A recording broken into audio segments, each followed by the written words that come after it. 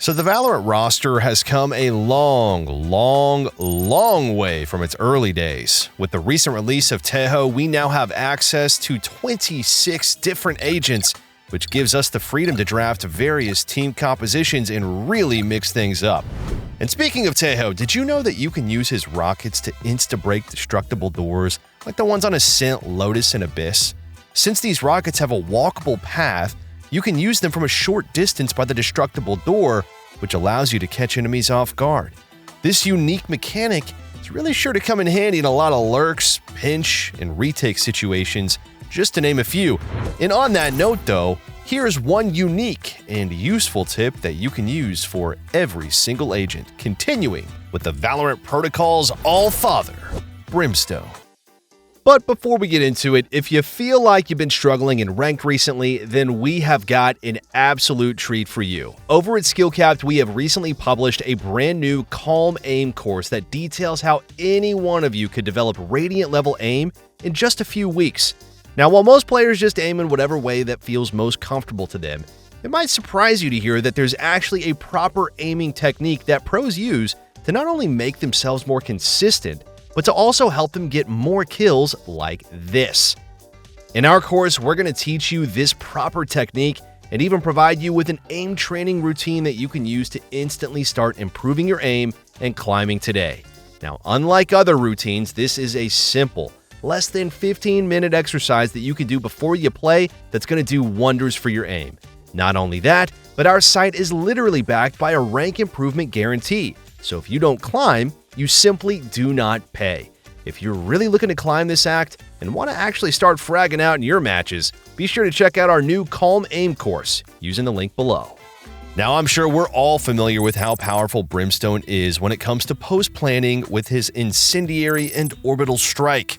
But to up the ante, there's actually a guaranteed non-diffusable post-plant trick using his Molly. After planting, stand directly on top of the spike and aim your Molly straight towards the sky. Shoot the Molly once the spike starts to double beep.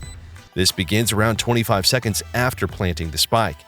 If the spike isn't halved by the time the Molly lands, you're guaranteed to win the round. Viper's Smoke Orb and ult have arguably the least visibility for enemies in the entire game. Now, this generally allows you to see your enemies before they see you. Now, a useful tip to maximize this advantage is by looking slightly down towards the floor. This extends Viper's vision by just a bit whenever inside the pit, which allows you to spot the enemy's color highlight much earlier. All you have to do is react by adjusting your crosshair for an easy, sneaky frag. Omens from the Shadows is a powerful tool for repositioning and flanking. Therefore, positioning and map awareness is key to its successful usage. Whenever you use his ult and hover over the map, you're going to notice a circle around the activation point. This circle represents the sound area you could be heard from. Use this info to position yourself accordingly on the map, giving you a huge advantage in catching enemies off guard. So one of the best tricks to do with KJ, even when the enemy's on a full buy, is the Outlaw and Turret combo. First, set up your turret at an angle you wish to hold or anticipate the enemies are going to push. Ideally, the turret must be placed on an elevated surface while you stand slightly below and directly behind it. You're going to be holding the same with your turret, peeking right between the turret's legs. As soon as the turret spots and hits someone, all you have to do is aim for the body with an Outlaw for an easy instant kill. So if you think Cypher is incapable of clearing corners safely, then you're clearly underestimating his potential. Cypher's tripwires are effective at clearing tight corners if you're left alone or you have no info gathering utility. Simply place it on the corner that you're trying to clear, and if anyone's hiding in that spot, they're going to either be tagged by the wire or be forced to shoot it, displacing their crosshair while you peek. Sova's Recon Dart is one of the most effective utilities for gathering info in massive areas, but did you know it's not the only thing it can be used for? Here's a trick that makes Sova slick before you swing and peek your enemies. When you're about to swing out in the open, try to do a single or double bounce Recon Dart towards the floor. By instinct, enemies are going to trace the Recon Dart to shoot it and deny info. Therefore, you can use it as a diversion to displace their crosshair and drop their heads while they're looking away. Take it from G2's Petra on this insane 1v3 clutch that happened. And Vanya in the 2 versus 3. They're trying to draw someone out here. Gonna play off these. What? That worked so well! Alright, if you ever find yourself in situations where you use your barrier orb and you notice the enemy spraying away to break the wall, try to Uno reverse it once in a while here. As soon as you notice the wall about to break and they start to reload, break it for them. Then follow it up by mowing them down as they jump around helpless with no bullets. It's not too often you're going to expect a Sage to break her own wall down, right? Now from my man Phoenix, here's a tip that can increase your efficiency, sustainability, and mobility. Whenever you need to heal yourself with your wall or molly, take note that you only need to touch or step on it once to activate the heal. Gone are the days when you'd have to stay still for a while, making it obvious that you're healing in a spot. This mechanic allows you to stay on the move while you regenerate your HP. So when using Jett, we're used to the cloud burst and dash into the smoke site execute. However, dashing forward actually takes longer before you can pull out your weapon.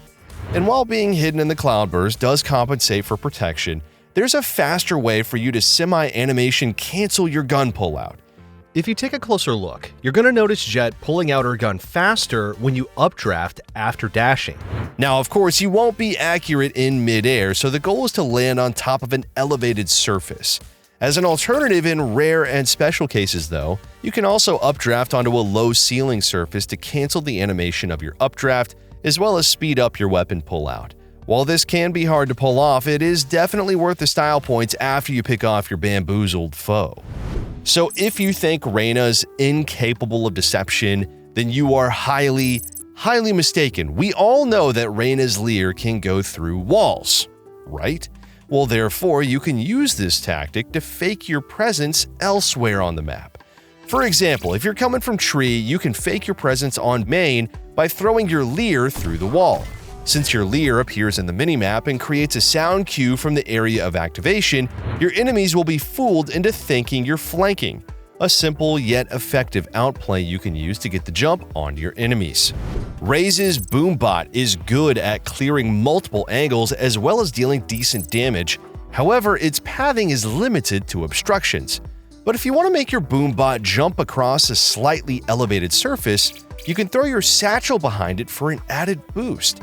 This allows the Boombot to jump across small obstructions like the one in Hookah, gain a bit of a speed boost, and longer travel duration.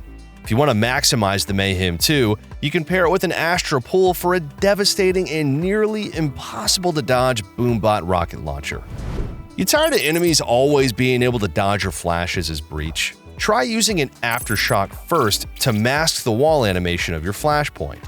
If you time this correctly, I guarantee you're going to be able to blind at least 1 or 2 enemies. Not only does this camouflage the animation, but it also covers the sound of the flash, thus creating an unpredictable flash that's sure to get your enemies 90% of the time. Just make sure not to overuse it every round to maintain its element of surprise. Skye's long-duration flash can be hard to execute because of how far you need to make it travel before popping it, allowing enemies to react. But did you know that you can maneuver it against a flat surface to avoid letting it fly openly? For all my Skye mains out there, try aiming Skye's guiding light against a wall or flat surface and wait until the meter goes beyond the line. Once it goes past that line, maneuver it out of the wall to create a long-lasting pop flash. Another useful method is to throw the flash against a wall or corner across the narrow area you're trying to flash. Once it hits the wall on the other side, maneuver it back in the open to create an unpredictable flash. We all know how Yoru is the master of illusions and trickery in Valorant, but this tip might just be what you need to keep your enemies guessing. When setting up an elaborate 3 to 5 step scheme with Yoru's utils, you can activate Yoru's clone when you're directly standing on it. This mechanic allows you to place your gate crash on top of elevated surfaces that are usually unreachable. Imagine doing a post plant with this trick, pulling off the usual flash and TP combo, but instead of teleporting behind them, you're going to be right on top of them. They're never going to be able to guess where you ended up as long as you time that combo correctly. Astra is one of the best controllers, adept at manipulating space across the map. But did you know she's also a master at stabbing people through orbital space? Whenever you use your ult, you can knife through Astra's wall. And if you're certain there's someone on the other side, then they're going to be gutted helpless. You can use this trick on post plants for easy knife kills. Of course, though, it'll leave you vulnerable if someone crosses, so do try to use it sparingly. But I gotta admit, it is a lot of fun getting a pick or two from simply stabbing Astra's Cosmic Divide. Whilst this Cosmic Divide is still up, no way, CNED. He's actually gonna get the knife kill. Another initiator with a fairly hard to pull off long-lasting blind is Kayo. Unless you know of some pixel-perfect lineups, Kayo's long flash is often easy to dodge or react to. Well, what if I told you there's an easy shortcut to make your own left-click pop flash? Kayo's flash pops exactly 25 meters from where you throw it. Therefore, all you have to do is ping the location you want to flash, adjust your position until the ping states you're 25 meters away from it, then throw your blind. This is guaranteed to pop exactly on the ping's location, creating a perfect, long-lasting pop flash. Chamber is considered the master of arms thanks to his variety of weaponry. And with such a title comes deadly mechanics. If you ever find yourself whiffing on your ult or have another target to pick off immediately, try switching to Headhunter by pressing its equivalent keybind on your settings. The pullout animation is instant, which makes it a better option than switching to your primary or secondary weapon mid-fight. If you try practicing this on the range, you're going to notice how quickly you can shoot from tour de force to your Headhunter. It's almost as if you're firing off from the same gun. The number one enemy of Neon's relay bolt is hitting a corner, since it minimizes its range of effectiveness. The trick to overcome this is to aim your relay bolt above and beyond the obstruction. This allows the stun to continue bouncing to another spot, which increases the area it staggers. Take note that this mechanic works on every map, and no matter how high you aim it, it staggers everything below the surface it hits. Whenever you use Fade, you probably notice how long it can take for her Prowler to go through a corner. This is often what causes players to waste away their Prowler before they can even gather useful info. So my tip for our Fade mains out there is to just flick the Prowler to the left or the right, depending on which corner or side you're trying to clear. The Prowler is capable of spotting enemies from afar, so all it takes is for them to have vision. Flicking left and right allows the Prowler to check these corners for you quickly and without having to go all the way in these spots. This gives you the chance to extend your Prowler's duration, which gathers more info. For those who like turning the tides, did you know that Harbor's ult changes its travel speed and direction depending on how you activate it? For example, if you're standing still while activating Reckoning, the ult travels slower toward the direction that you're facing. Now, on the other hand, Reckoning travels much faster and farther forward if you use it while sprinting forward. Try consider these mechanics when using your ult depending on what type of push or plan you have in mind. Valorant's very own Frank Ocean is one of the best and most versatile initiators in the current meta, and for good reason, might I add. Not only is he capable of planting, blinding, and gathering info, he also has an agile detaining machine that can stop enemies in their tracks. Now, as a valuable tip for Gekko's Thrash, if you're one of the people who always misses its area of effect, you can actually activate the explosion prematurely. Instead of waiting for Thrash to finish its jump, you can left-click again after detonating Thrash to make it explode mid-air. This makes your ult easier to control, harder to dodge, and more unpredictable. So moving on to Deadlock. Her sonic sensors can be tough to deal with if unnoticed. However, it can also be easy to detect and counter them by simply walking. The trick to making them less predictable is by placing them behind walls. So when setting up your sonic sensors, you can see the area of effect. Placing them sideways behind walls makes the sound of the trap less likely to be detected. Therefore, your enemies are going to be more prone to running that area down, not knowing they can be staggered by the trap. Peek off its contact for some easy frags. ISO's Kill Contract is one of the most unique ults in the game, capable of buying time and eliminating sentinels and their setups early. Now, if you want to maximize your chances of winning the duel while in Kill Contract, you should try sneaking all the way to the left or right and peeking from other side. Since you have 2 walls on your end, you have a wider coverage. Peeking from the middle of these 2 walls will only keep you second-guessing the enemy's location. However, if you peek all the way to the left side and you don't find the enemy, you're going to be able to narrow down their location towards the right side. And even if they push out to the right side, you're completely covered by the left wall on your end, giving you time to adjust your aim. This goes vice versa, so do try to mix things up whenever you cast ISO's kill contract. One of the best things about Clove is their ability to keep smoking for their allies even after getting killed. The only limitation to this is Clove's allowed range within the vicinity of where they died. However, there is a neat trick to this mechanic whenever you have your ult. Let's say you die in an area and have your ult up.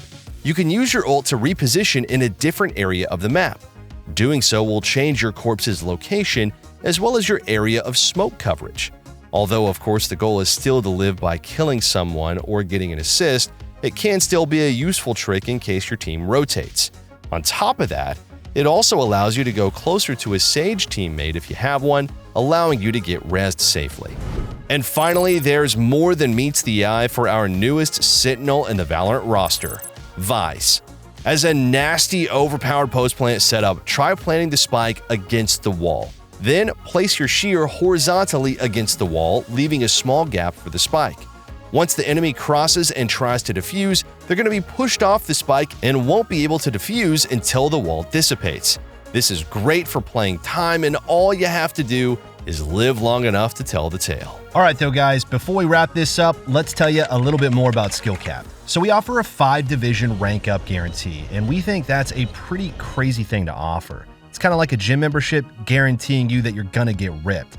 Your local gym probably go bust if they offered you that. But not us, because we've offered this for years because our service really does work. It works so well, in fact, that we're able to produce by far the largest catalog of premium Valorant guides on the internet. We add new courses every month with over 1,000 guides curated into over 50 courses. No one can compare. We also have a direct line of communication with subscribers in our Discord so that you can get connected immediately to some of the best players in the game who will respond to every question you ask. Sign up today for as little as $6.99 a month if you're serious about improving your game. So that's going to be all for this one today, everyone. Thank you so much for watching, and we'll catch you in the next one.